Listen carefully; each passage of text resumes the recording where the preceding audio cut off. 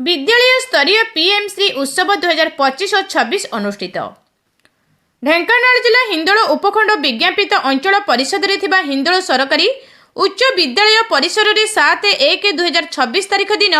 विद्यालय स्तरीय पीएम श्री उत्सव 2025 और 26 अनुष्ठित हो जाइछि। एही कार्यक्रम रे हिंदोल विधायिका सीमाराणी नायक मुख्य अतिथि भावे, मुख्य वक्ता भावे उपजिलापाल प्रभास कुमार बेहुरा और सम्मानित अतिथि भावे सांसदों प्रतिनिधि सुशांत कुमार पति, एनएसी अध्यक्ष केशव चंद्र प्रधान,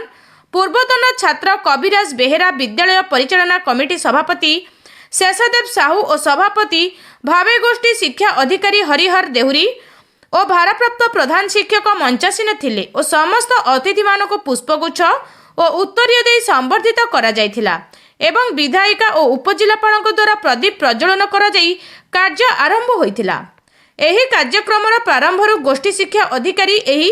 पीएम श्री उत्सव विषय रे किछि कहिथिले और मुख्य अतिथि भावे विधायिका सीमाराणी नायक और मुख्य वक्ता भावे उपजिलापाल प्रभास कुमार बेहुरा और अन्य अतिथि माने निज निजर मत व्यक्त करथिले और मुख्य अतिथि विधायिका सीमाराणी नायक और अन्य अतिथि माने विद्यालय तरफ खोला जायथिबा दुकान यात्रा ठारू अन्य स्टॉल बुली देखिथिले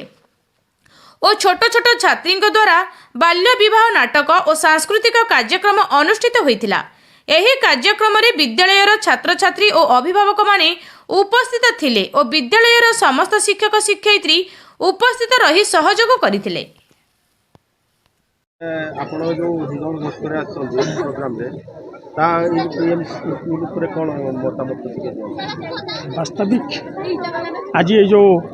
पीएम श्री महोत्सव यशस्वी प्रधानमंत्री नरेंद्र मोदी अभिनव प्रयास शिक्षार विकास रे समाजर विकास छात्र प्रतिभा मानकर अंतर थिबा गुणवत्ता को वृद्धि करिया पई अंतर्निहित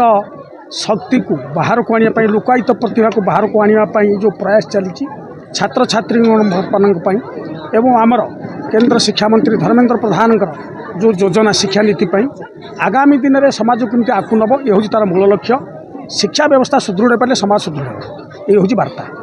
धन्यवाद।